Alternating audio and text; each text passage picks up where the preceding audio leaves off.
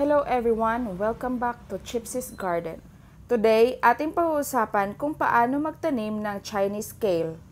Tinatawag din ito sa iba na Chinese broccoli or kailan plant. Makapal ang kanyang mga dahon at ang kanyang mga stems ay kahiling tulad sa broccoli. Whitish green din ang kanyang mga dahon.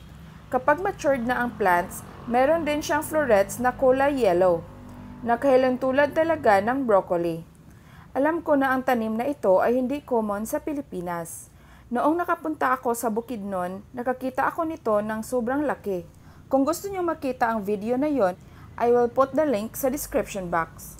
Pero swerte pa rin tayo dahil tumutubo rin pala ito kahit sa mainit na lugar. Pero kung gusto niyo makita yung full size nito, gusto talaga nila sa high altitude na mga lugar. Pero dito sa aking urban garden ay nakalagay lamang sila sa mga containers.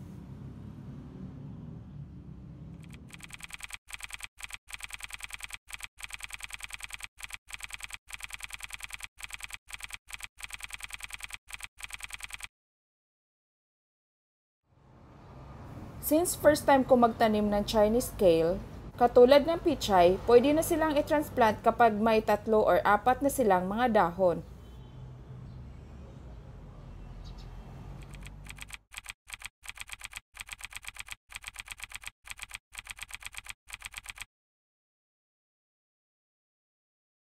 So far, hindi naman mahirap alagaan ang mga Chinese kale.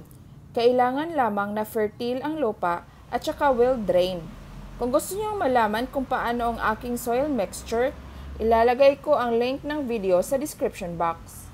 Alam niyo ba na kahit mas mahiyang sila sa malamig na lugar, gusto pa rin nila ng full sunlight. Basta wag lang kalimutan na magdilig 1 beses sa isang araw kapag hindi naman umuulan. Para maiwasan na mag-clog ang tubig sa mga tanim, kailangan din siyang bungkalin 1 beses sa 1 linggo at lagyan ng mga organic fertilizers, kagaya ng eggshell fertilizer at tinadtad na balat ng saging.